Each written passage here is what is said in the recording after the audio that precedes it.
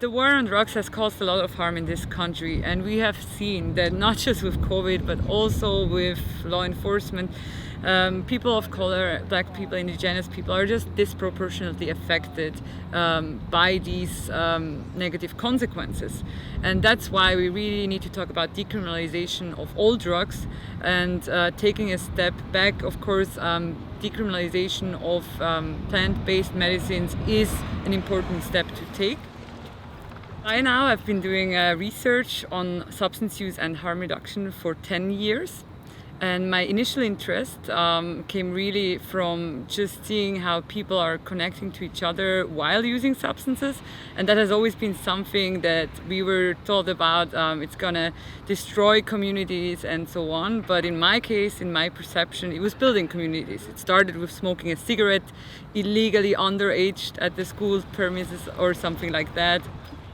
We came up with a very interesting study with my German colleagues who were psychiatrists to look at ethical, legal and social implications of psychedelics used in psychotherapy.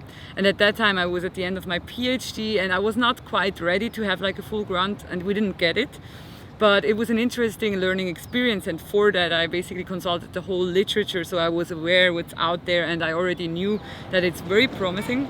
Learning from people who had this experience, I was very excited to listen and learn. I understood that drug set and setting are really important when it comes to using a psychedelic drug. So you want to be in the right mindset and in the right place. You want to be in a safe space.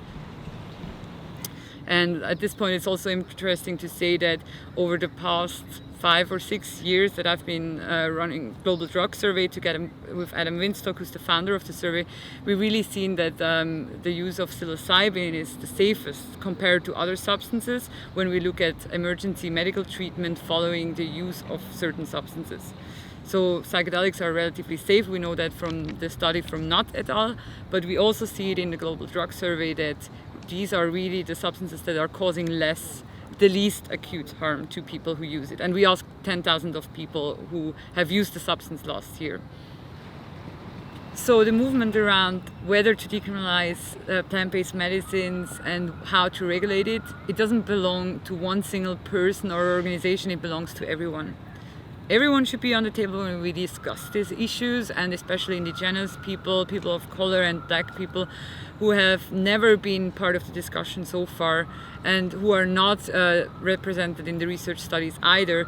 They need to be brought in and invited to come and speak and share their expertise. It's about community. They have their communities and they should be part of it as well. We need to, in our everyday lives, make sure that no one is left behind, that we are talking to people, that we are including them. And of course, we may not have the capacity emotionally or physically or otherwise to include everyone at the same time. But that's like going back to communicating transparently, like about our personal needs and listening to the needs of other people around us. We can be there for others. We can support others. It doesn't cost any money. It's just about being there for someone, and it's not about like lifting up the psychedelic experiences. It's not like a magic or a silver bullet. It's like really the whole context around it and the integration of such an experience that can be so transformational for so many people. And that's what we're doing research about.